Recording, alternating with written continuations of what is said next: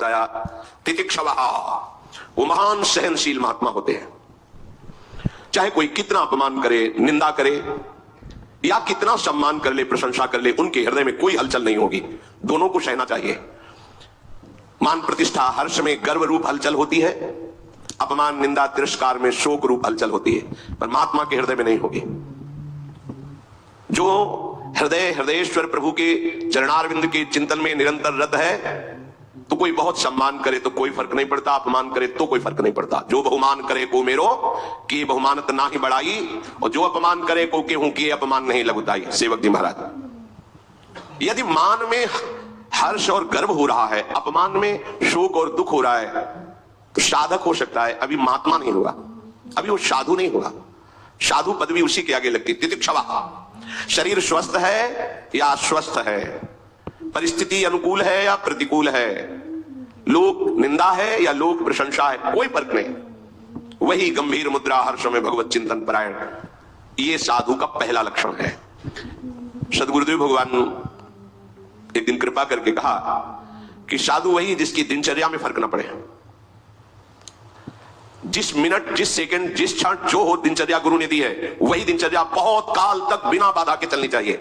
अगर शरीर ऐसी अवस्था में आ जाता है कि अब उठ ही नहीं पा रहे हैं, तो मन से वो दिनचर्या चलनी चाहिए। दिनचर्या में फर्क नहीं पड़ना चाहिए। और स्वयं केवल कहना ही नहीं, जब से गुरुदेव भगवान के दर्शन हुए तब से आज तक वही रहनी वही दिनचर्या, वही रहनी वही दिनचर्या। आप में स्वयं में बाहरी परिवर्तन नहीं, आपका स्वयं वही रहनी वही दिनचर्या। आप ठीक कोई उत्सव हो तो अलग बात नहीं, आप टाइम मिला लीजिए, ठीक टाइम से आरती, ठीक टाइम से सेवा। अब तो सबके सामने करते, पहले तो किसी को दर्शन ही नहीं होने देते थे अपनी श्री जी के, अब तो कृपा करके बरस रहे हैं। प्रत्येक साधु की एक दिनचर्या। काशी में जब घाटों में थे तो कितने ऐसे महात्मा थे जिनसे, वही हमारी घड़ी थे, जो आकर के नमः पार्वती पते हार हार महा, बस समझ रहे 2 बज गए। कितने ऐसे महात्मा थे जो 2 बजे नित्य नियम से गंगा जी के समीप आ जाना, वही घड़ी थे, उन्हीं को देख के होता था कि अब 2 बज गए। कभी ऐसा नहीं विलंब, एक राइट टाइम। ये वही चल सकता है जो साधु है। ये अलार्म की घंटी से जगना, दूसरा तुम्हें जगाए जाके, कैसे साधक हो? तुम्हें कोई जगाए, हमारी तो समझ में नहीं आता। अलार्म की घंटी तुम्हें चाहिए, अरे भाई तुम्हारे अंदर बेचैनी होनी चाहिए।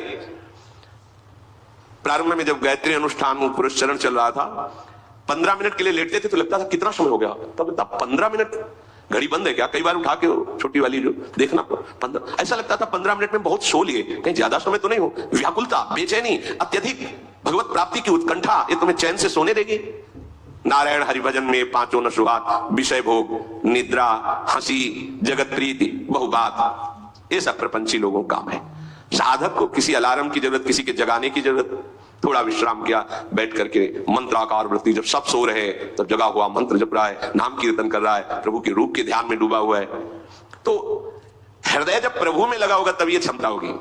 पूज्य श्री सीताराम ओंकारनाथ जी महाराज ऋषिकेश में, भाई जी बहुत बीमार थे, ऋषिकेश गए भाई जी से मिलने के लिए, तो सबने निवेदन कर दिया कि भाई जी तो हम नहीं मिल पाएंगे क्योंकि बहुत बीमार है, रजाइयां ऊपर शरीर में उड़ी, शरीर कांप रहा है, बुखार और भी कष्ट थे। तो उनका एक बार आप कह तो दीजिए जाकर के, क्योंकि ये भी महापुरुष, बड़े नाम प्रेमी अद्भुत महापुरुष सीताराम ओंकारनाथ जी महाराज, नाम के अनन्य प्रेमी, और भाई जी भी नाम के परम प्रेमी। भाई जी से बताया कि सीताराम ओंकारनाथ जी मिलना चाहते हैं, पर हमने मना कर दिया कि आपका स्वास्थ्य, किसका स्वास्थ्य खराब, तुरंत फेंकी रह जाए, उठे चल दिए, साथ साथ टहलते हुए घंटों वार्ता, गंगा किनारे बैठकर वार्ता, फिर आए, जेवी रजाई उड़ी, फिर वैसे ही बुखार, फिर वैसे।